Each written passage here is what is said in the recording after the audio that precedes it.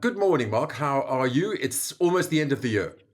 I'm just It saying. is, and what a year it's been. Hey? It's in some ways been the fastest year I've ever experienced, but that's almost a psychological truism. The older you get, Okay. every year is a smaller piece of your life. So it feels as though it's going faster. And the Okay. hardy dogs agree with me. I'm Uh, outside today, waiting for rain. That's what I'm doing, Tim. I'm waiting for rain. No, I'm wait. not. I'm waiting for sun. For goodness sake, we haven't had any sun yet. Good morning. Good morning. Yeah, an interesting year. I know. If you look back on the beginning of the year and you look back on Mm. your expectations for the year, I'll tell you, there was a couple of things that I really didn't expect, and a couple of things that I did expect. I expected the South African economy to improve marginally, and I'm happy to say that has happened. So that's a tick. Yeah. The other thing is that I expected the global economy to be really under serious pressure, just basically because of Trump's Wars yes and other tariff wars wars. and other things. But actually, the stock market has just been extraordinary this year. Just internationally, it's been extraordinary. That was a big miss on my part. There was such an enormous amount of bluster in Trump, which we should have known. Actually, ought to have predicted it. But actually, the world has powered ahead, both economically and also from a trade point of view, which is weird because there's supposedly trade wars, but trade has increased again this year. Bizarre year, strange. It's Well, extraordinary. I think the time has passed that we can talk about the economy or the Right, world or the right. markets. I think Yes, there's just such a mixture of pluses and minuses that to talk about the average is to miss the point.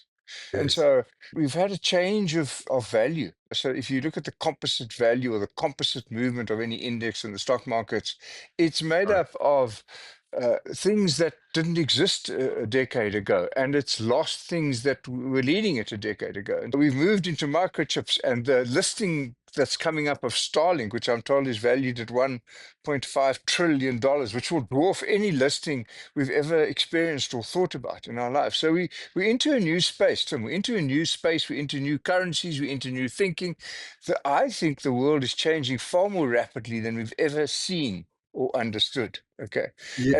And the trick is I bought a car the other day and the manual is very complicated. Okay. And when I say complicated, I've never read a manual, but the cars today are getting quite complex in their technology and things that they can do. And so I started reading this manual and I thought to myself, if you get it right, there'll never be manuals again because it'll be Yes. so self-evident to the common user. Okay. And I Yes. think that technology is starting to head that way. What are your thoughts on us becoming just dumb users of information? You don't have to think, it's all obvious. You don't have to read a manual. What do you think of that, Tim? No, I think that's not going to happen.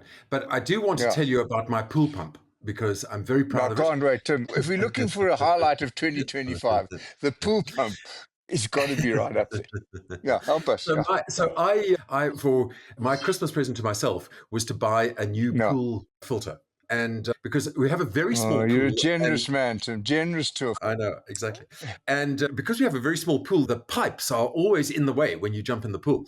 But No, fortunately, the modern world has sorted that problem out because now it has a battery operated pool pumps. right. So it's got that little thing that goes along the floor, and you can Yeah. set it. And of course, it's linked to your internet, and there's an app, which is good, right? So I didn't really worry too much about the instructions because I just pushed the button that said turn on, and then I put it into the Yeah. pool, And all and works. It's true. A yes, good consumer product doesn't require instructions for the user. It should be no, no, self-evident. And if you open your mind to that possibility and follow your gut on these things, it generally works. I must say, yeah, I don't do presents, Tim. Okay. I don't want okay. presents. Oh, And really? I've got a simple rule about presents. Yeah, because first of all, the occasions that we use to give each other presents, I don't hold in as much regard as some others do, like my birthday. I've stopped wanting more of those. I want less. Right. Okay. Yeah. Yeah, I want the number to go You have down. a Isn't there like a celebration. turning point? Yeah. So Yes, okay, exactly.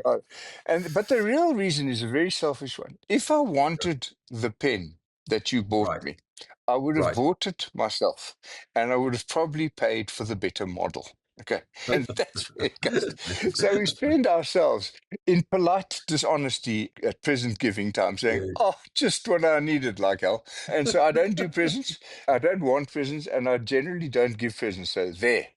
Anyway, it Okay, is the that's very season, nice to which know, is, because what's going to happen yeah. now is I'm not going to buy you a Christmas present. Yeah, thank goodness for that. Yeah.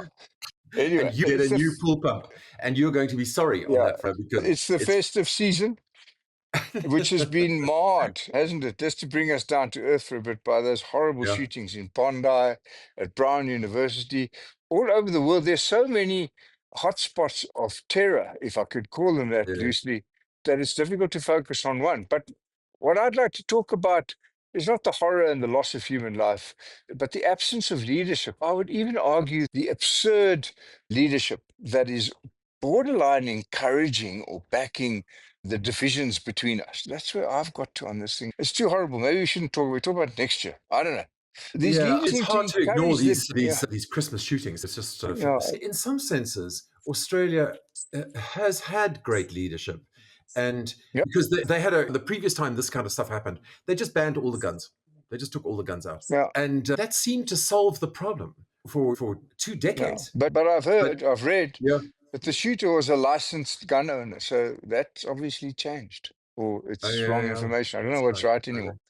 But talking Yeah, about banning things in Australia, I want to move on from the shooting. It's just people are up yeah. to It's the too ears in horrible. it. Yeah, They've banned internet for children under 15, if I read this correctly, in Aussie. they So they banned said social media.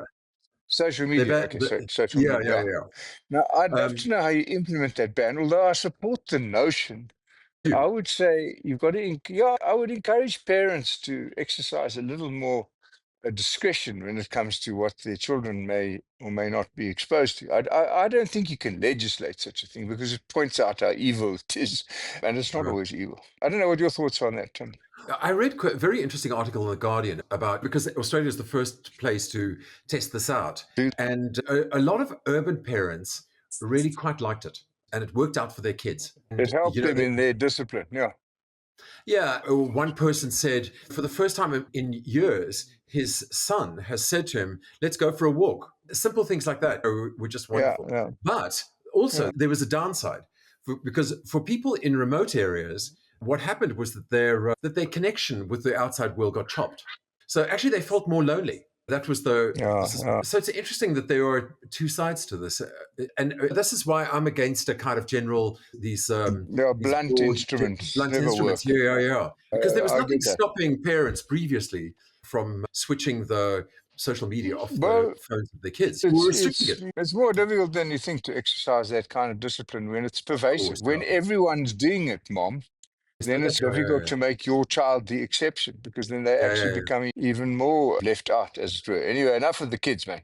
You know yeah. what I'm finding very fascinating? There's a new debate in town, which is how do you finance small enterprises, small medium enterprises? And there are two developments which have got my attention. The one is what's known as enterprise supply development. And I think ShopRite might be leading the charge here yet again. Right. And that is that if you've got a supplier that's becoming valuable to you, but that needs to grow and doesn't have the capital, then why don't you, the user, it's a bit like an offtake agreement. You Yeah, help finance their growth. It does create dependencies and can interfere with market prices and things of that nature, but that's one source of capital.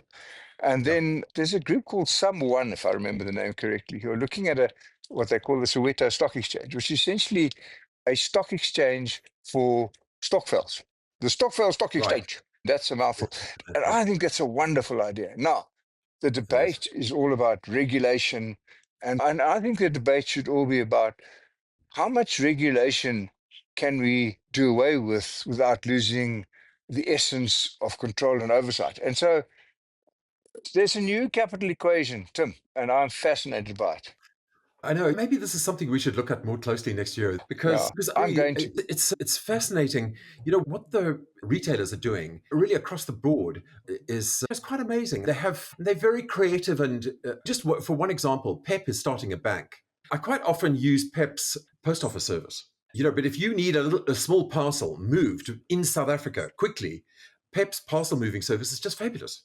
I mean, You go in, this is, they take your phone number, they send you a SMS saying it's been allocated, they send you a message to say it's been sent, they send you a message to say it's arrived, they send a message to you and the person who's picking it up to say, come and pick it up. Then they yeah. send you a reminder, and it all costs you $60.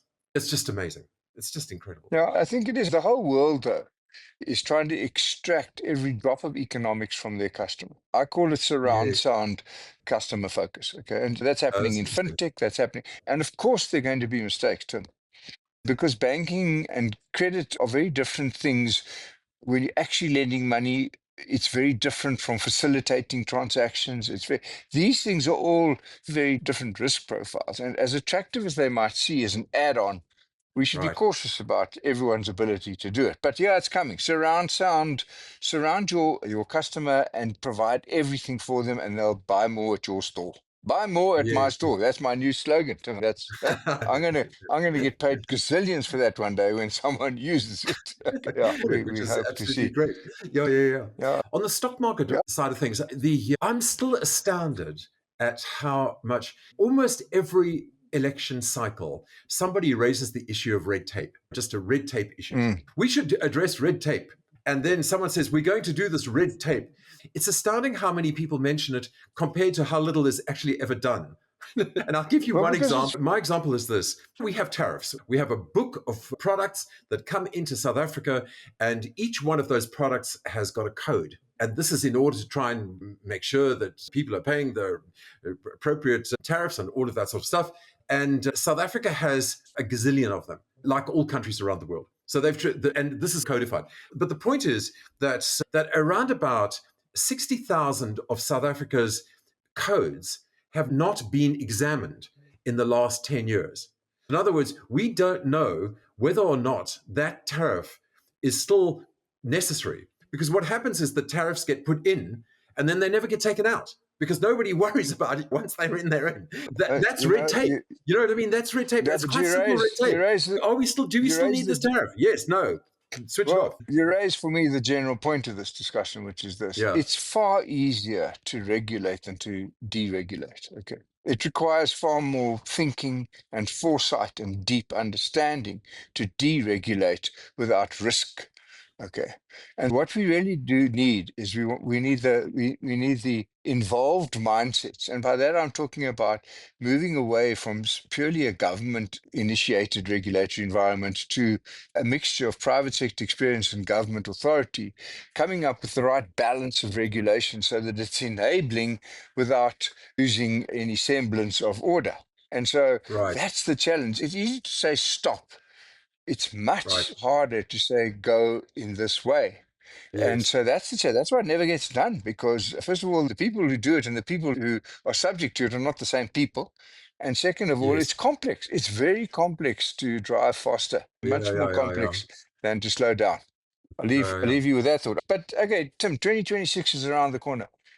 Okay. What are going to be the stars? I read with interest that AI, as pervasive and as brilliant as it might be, don't look like it's going to make money anytime soon. And why do I know that? Because the price of credit default swaps. Now, for those of you who don't know Right, what that is, in simple terms, a credit default swap is insurance against someone defaulting on their debt. Okay, so someone who issues that pays you if someone defaults on their debt. Now, the price of default swaps in the AI builders of this world who are raising debt in buckets are going right. up and up. So there's a risk. There's a notion that this is exciting, but is it ever going to make money? And one of the challenges with a growing industry is, when do you start harvesting?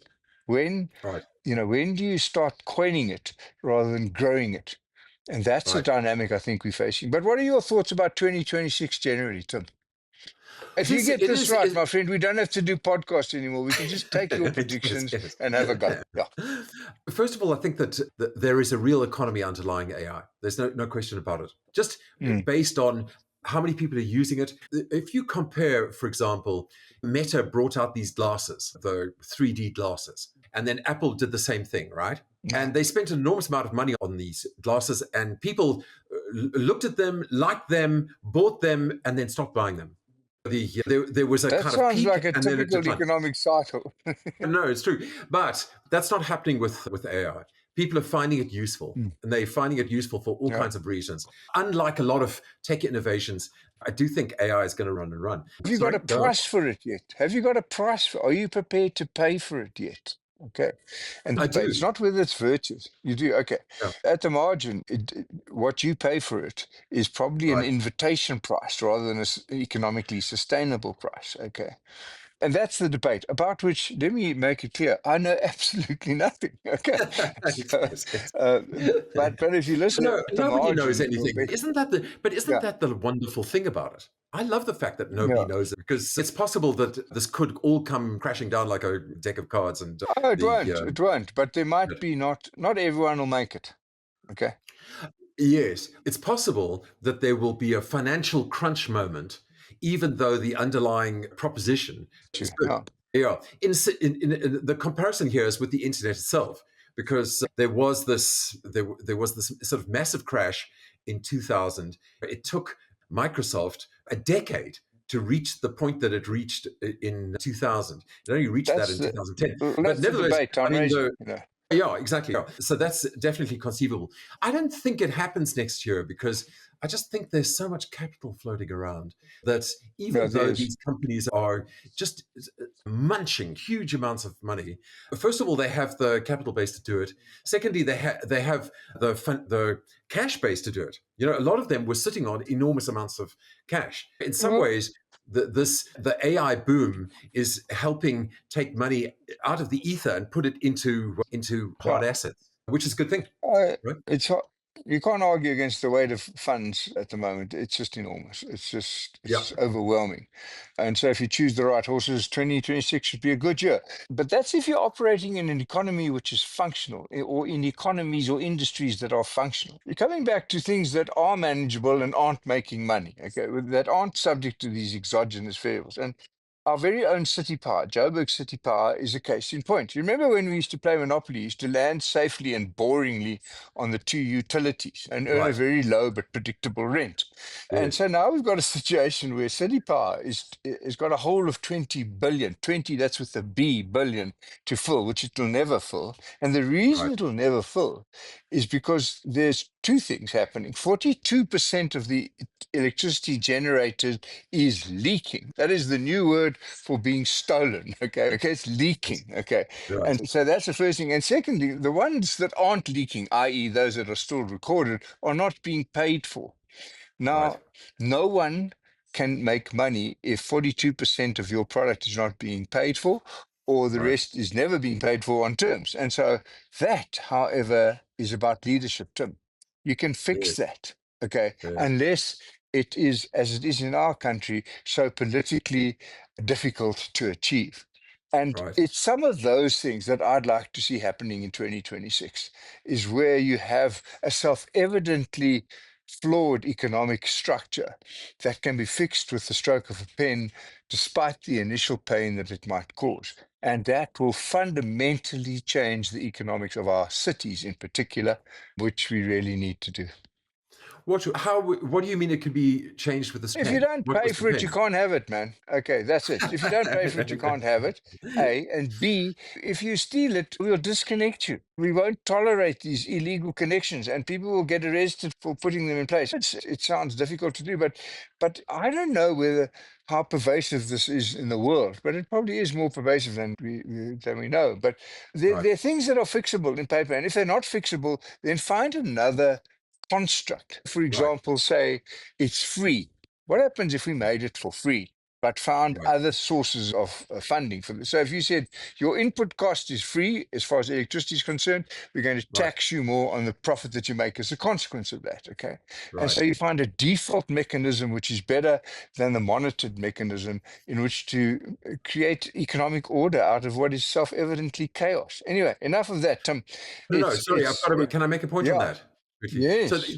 I just think that it's extreme. South Africa's in an extremely difficult situation now because even though I agree with you in principle, I think it's very difficult. But the price of electricity has increased. I think, if I'm guessing here, but I think it's around about 1,000% over the last 10 years. And so now the electricity is extremely expensive in South Africa, extremely expensive.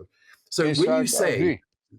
Yeah. So when you say to people, you've got to pay for your electricity, you're making a very big ask, a much bigger ask than you might imagine. I would also, Well, you have to generally ask. You speaking, have to say ask. users should pay for what they, but because it's been such a complete mess, I somehow sympathize a little bit with people who aren't paying in some kind of Yeah, weird way. And what they have to do is they have to decrease the price of electricity.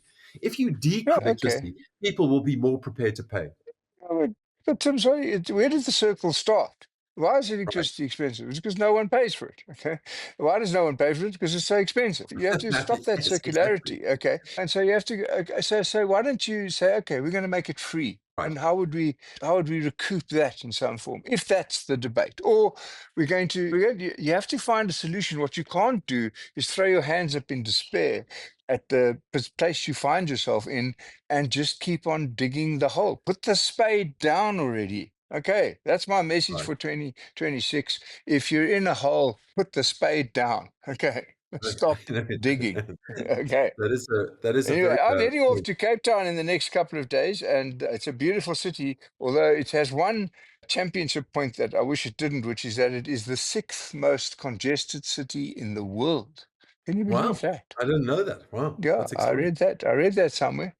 And they're Okay. building a 180 million rand wall down the N2, which goes to the airport, to prevent all the gangsters coming to attack you in your car. With all of these things, we still have a beautiful country. I think we've got, as you said in the beginning of this podcast, things Right. are starting to happen. Things are starting to come together. And out Yes. of these various desperate dysfunctionalities, I think we'll get common cause. I hope Okay. so I hope for so next too. year. I know. And even though you're not going to get any Christmas presents, and I've already Yeah. bought my Christmas present, I hope that other people do get Christmas presents and that they like them. So do I. And So we're we're not not back so until next year. Eh? correct. Yeah, yeah, yeah. So We're we'll also be back taking a early break, next year. man. We've But had more podcasts than half of what the Proteas scored the T20 yesterday this year. We've done a lot. Okay. So happy holidays, everybody. We'll see you. I think the next one will come out on the 5th, 6th of January, thereabouts. Happy yeah, holidays. And thanks so much for all of you who listen to us. yeah, We love, likewise. we love it. Yeah. Cheers. Cheers, Cheers everyone. now. Bye.